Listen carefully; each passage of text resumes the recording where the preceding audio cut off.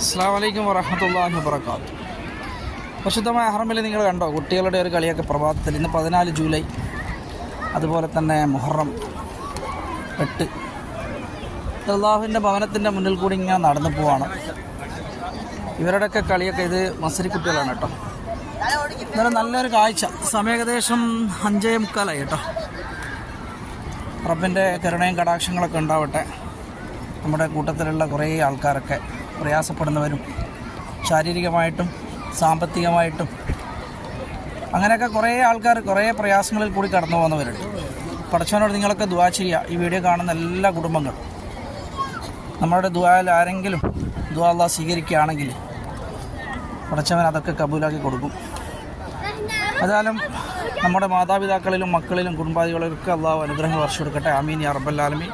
ഇന്നലെ ജൂലൈ 14 പ്രഭാതം നിങ്ങൾക്കായി സമർപ്പിക്കും.